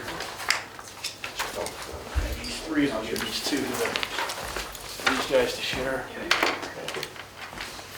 that's just the information that I gathered on those 2 requests. I'm not clear that I understand the handicap sign. Is that to put something in front of somebody's house that's an official signage that says no parking without a handicap? Correct, handicap parking only. Handicap parking only. And in essence, it would be for this resident. However, anyone with a Anybody who handicap had permit a- could utilize that spot. It's not like there's many other people on the street, but the goal would be for, and I put my police car where he would like to be able to park his car in front of his house, just for illustration purposes. Well, so I'm very curious to hear what folks on the traffic committee have to say about the handicap sign. And again, this goes a little bit to criteria kinds of things. So if we're entertaining the idea to put up something that says you can only park here with a handicap sign, do we leave it to the state's issuing of who's handicapped? Do we have our own criteria for who's handicapped? They should have a sign. What about a handicap? He has a placard in his vehicle, I saw it there. He's an older gentleman, I don't believe he's telling the truth, there's no issue with that. My question would be, I think you mentioned that he said that there were other places in Woodbridge where private residents have a handicap sign in front of their house. That's what he told me, he gave examples. I've never heard of that. I never Doesn't heard mean of it doesn't exist, it's just I've never heard of it. So I can Nor have speak.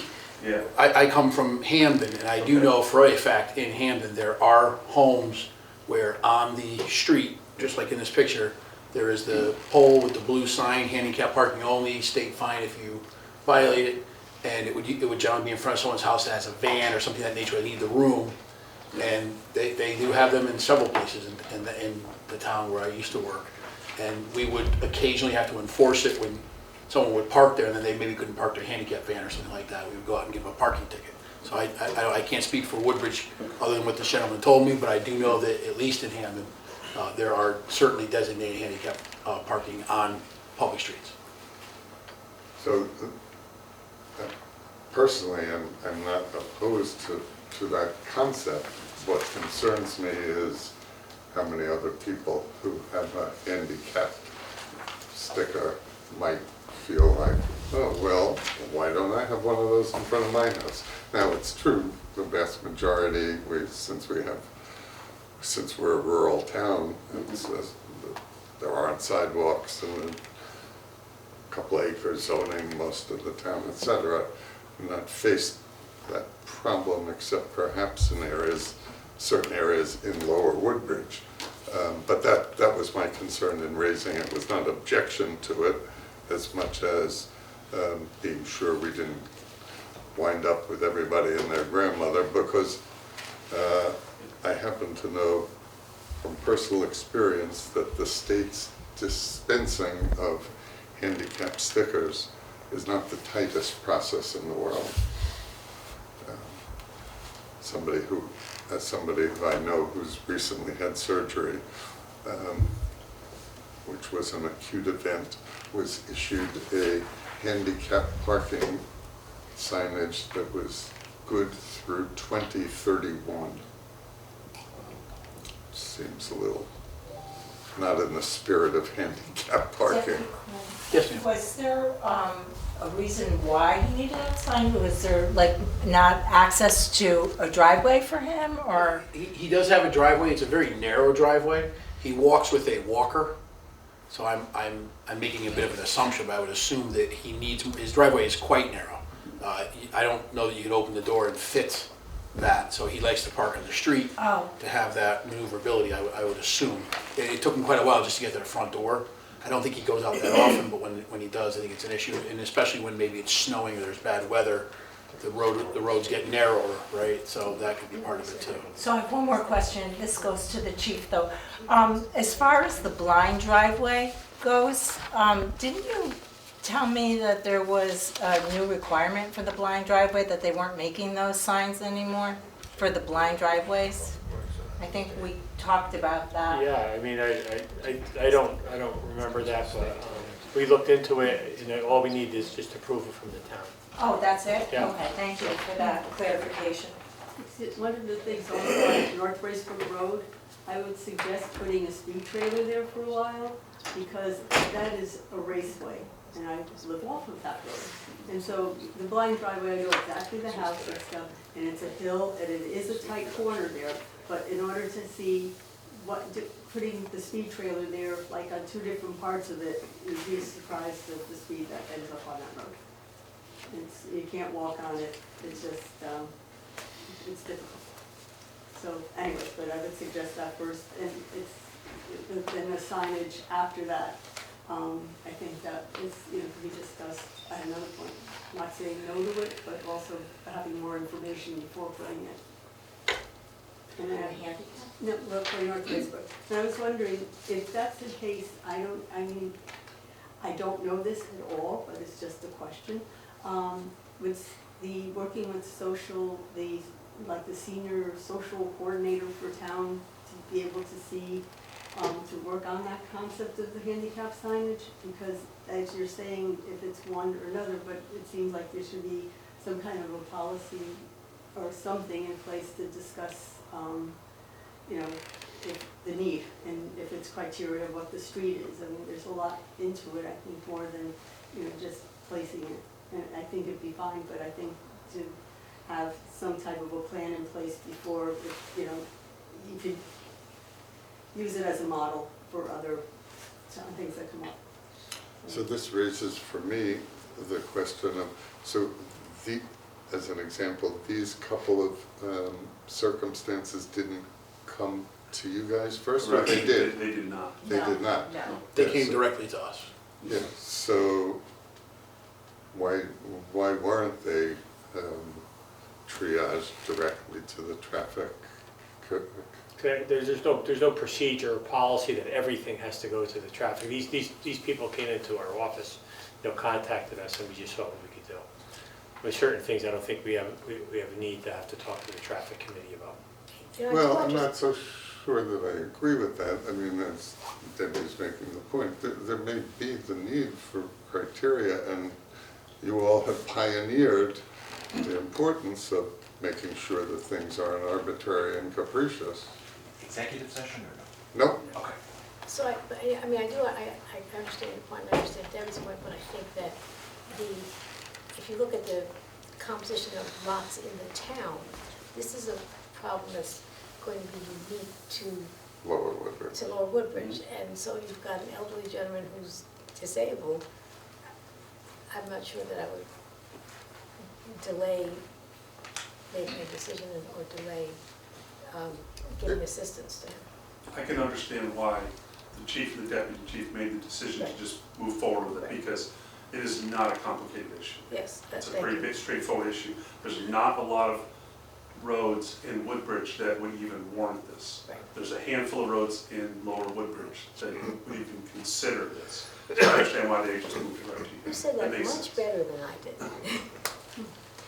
So I think that, I don't think we should create bureaucratic processes that we don't need. Whereas I think it's wonderful that you came up with the metric that apply, Yeah, that because we are going to need again and again and again. Right, well, going with what you're saying, I agree. But it's also, a handicap sign can be something that's used temporarily. And you go for a couple of years or so, and then it's not a permanent kind of a thing, it's for a need, right? So you would take that sign down if it was no longer needed and put it in your inventory closet? I'm sure that could be Is that done. what, because, like our, Perhaps if the gentleman stops driving or the car isn't an issue Right, anymore, right, then I mean, maybe we could revisit signs it. are expensive and I. Perhaps see- the committee could decide that we place a sign for a certain time period of years maybe, and then it's revisited. I mean, I'm fine with that, if the chief is fine with that.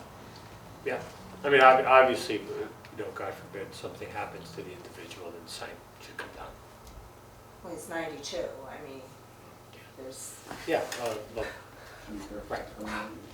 Could be. I hope so. How should we proceed now? We got rumble strips. We want So did we settle the handicap parking issue? Yeah, I mean, we did. Okay. Yeah. So with regards to rumble strips, Perkins Road, we've had 2 complaints about cars coming off of Amity Road, both northbound and southbound, coming off Amity Road at a high rate of speed, driving onto Perkins Road, and when they're entering Perkins Road, they're going at a pretty good clip. So the concerns are there students getting off of the school bus? So the school bus is letting them off at the corner of Amity Road and Perkins Road there. And what's happening is that when they're entering Perkins Road, there's a lot of brush on the side of the road from residences and so forth. And there's been times, I guess, where cars are coming quickly off of Amity Road, and it's been a little close call with the student getting off of the bus there. So we had talked, and this was a traffic committee issue. We talked about the potential of having some rumble strips as you come off of Amity Road, to basically, that'll give you a little feel of, I'm going to slow down a little bit. So this was one that did find its. Yep. I'm just trying to get my bearings on how you triage. So I have a comment because I actually live there. I live on Zack Hill. And there's another issue on that strip, and that is people, maybe because I live on Zack Hill, I don't appreciate it so much from Zack Hill, but people coming off of Old Country and treating the stop sign as a suggestion. And that is a huge problem because they come running out, turn left, don't stop. And that is, and I was And also people coming, I think the rumble strips might help because people coming in from Amity Road, not from the, I don't know the difference between north, south, east, and west, but the one, if you're looking out, the one on the right, I was at that stop sign on Perkins once, and I was actually hit head-on by somebody who didn't stop. Yeah. Well, actually, he had a cup of coffee, and we looked down at his coffee and just, in fact, the policeman said to me, "Is this where you were?" I said, "Yes, I was there, stopped at the stop sign." Because I don't treat the stop signs as a suggestion. I treat them as stop signs. So I think that that's also an issue in addition to people coming in. That if we could somehow put on the stop sign, this is not a suggestion. So. Well, I mean, if we get the funding for the officers that we need, we can put an officer there, write some tickets for people who do not stop at stop signs. Would the strips be on Perkins or Amity? They would do it. Perkins, because Amity's a state road. Plus, you don't want people to slow down in Amity. You want them to Right, slow down right, as yeah. they turn into Perkins because you can't see. It's you're driving blind when you turn right from Amity into Perkins. People will stop when they turn left because they So have to. leaving your house, taking a right on Amity. No, leaving my house, people coming in from Amity, turning Oh. left. Those are the people who don't slow down. If you're coming the other way, if you're going to Woods Haven and you turn left, you have to slow down because you can't cross the street. Like people who are coming right. What we were envisioning for rumble strips would be something similar to when you come up to a toll booth, driving on the Jersey Turnpike, and you hit those 3 raised painted strips Yeah. that don't impact the traffic flow, they don't impact snow plowing, they're relatively inexpensive to put in, but they get your attention, which is the key.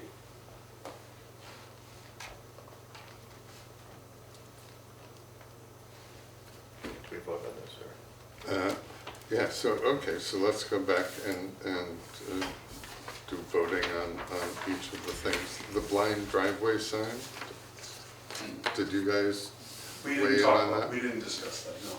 So I'm looking at the thing that the Deputy Chief Quinn put together, and I see the driveway at 55 North Racebrook. I know Mr. Albine, but I would say that there are dozens of this situation.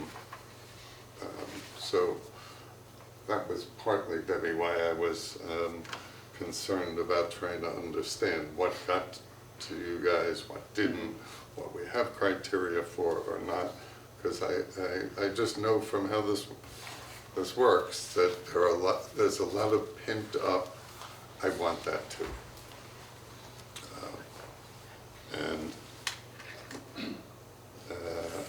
I wouldn't be prepared to support a blind driveway sign on 55 North Racebrook unless we had a real discussion about how many other people, because I'd raise my hand on that.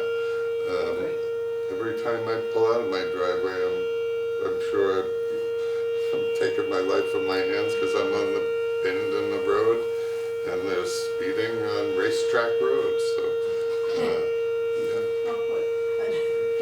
Well put, racetrack road.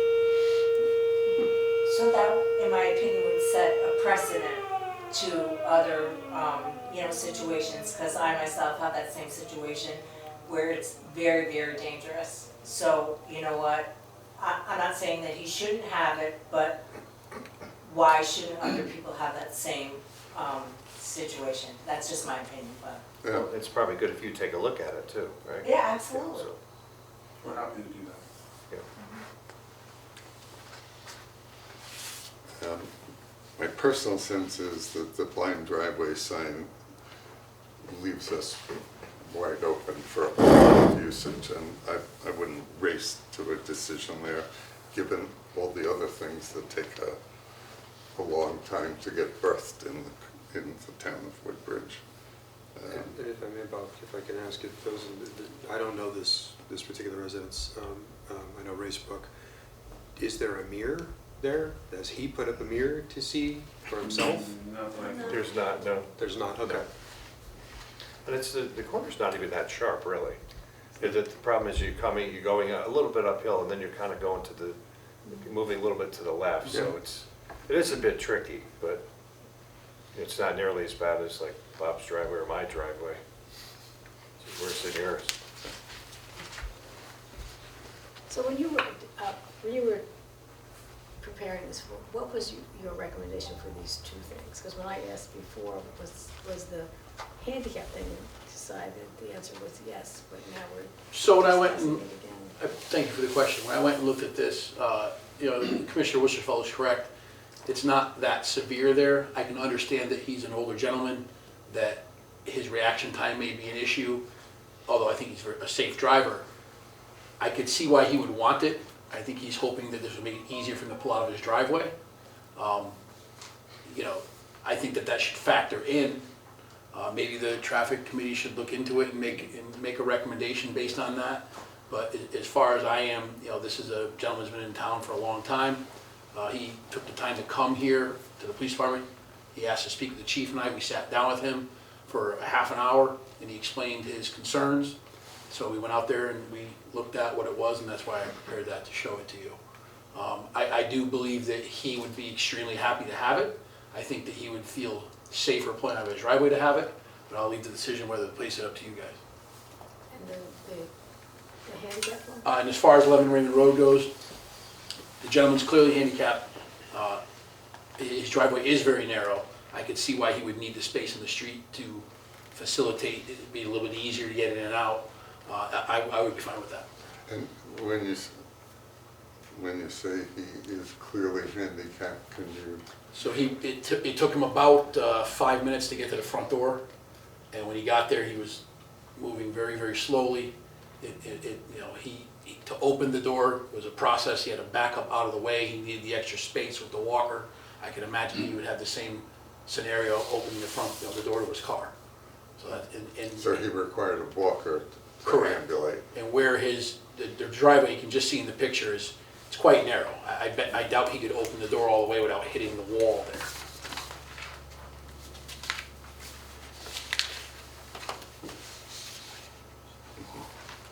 There's probably about a foot on either side of the car when it's squeezed into the driveway. So as a personal point of view, I'm much more sympathetic to the handicap issue given the limited number of streets where this could be a request.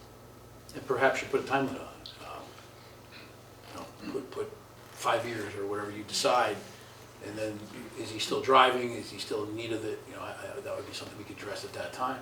So he could reapply for. And that would be your decision if if you wanted to put a limit on it. So if he sells the house or he's Sure. deceased, then the sign disappears? Is that what we're saying?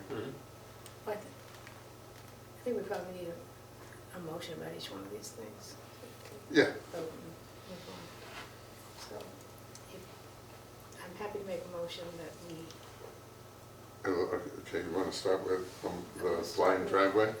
I'm not happy to make a motion about that. I'll let somebody else make a motion. Well, I'll make a motion, but I think the motion should be that the traffic committee should look at that in more detail and get back to us after consultation with the chief and deputy. Second that. Second that? You're talking about the blind driver. The blind driveway on North Racebrook. Want to vote? All in favor? Aye. And I move that we ask the chief to approve a handicap sign for 11 Raymond Road. With a time limit? Yes, absolutely. I'll second that. All in favor? Aye. Oh, and also the rumble strips on Perkins. And that's also a chief decision, or is that? Well, you've already looked at that, right? We did look at that. Okay. And you're in favor of that? We did recommend that, yes. Right. I move that we approve the rumble strips on Perkins Road. Oh, okay. All in, is Second. there a Second. All in favor? Aye.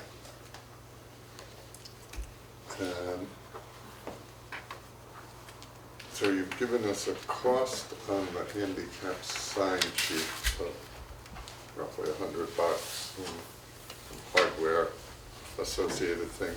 How about the rumble strips? And this gets to a conversation Chris and I were having. Whose budget is this in? Is it Public Works? Is it the police department? Is it town hall? And once the traffic authority votes and says, yes, we're for this, what makes it happen? It would be a matter of the Public Works putting the rumble strips in. So the actual cost, I'm not really sure what it is. I'd be happy to research it and we can report back to the commission. Can I just suggest that you have a time limit review? And that is just saying that it's, that way you can see, the need as you go, instead of just saying that it's going to, it gives more legitimacy to it, in my point of view. Are you going back to the handicap? Yeah, just having it so that you put, like, you have to reapply for it, something like that. So it is, I think it's cleaner. How about if they consult with you after they come up with a time period and an approach? Because that's something you haven't looked at any either, right? But that's, You did make a motion with a time period. We did. We left Yeah. that up to the chief's And discretion. you can work it out between yourselves. Yeah, but you weren't specific on the time frame. You just Well, said we're time kind of frame. leaving it up to No, the we're chief. leaving that up deputy to chief. Okay. We think that the chief is perfectly capable Yep. of coming up with that. I'm not sure I would send it back to the traffic commission. No, not because I back, think, just confer, just to. Yeah,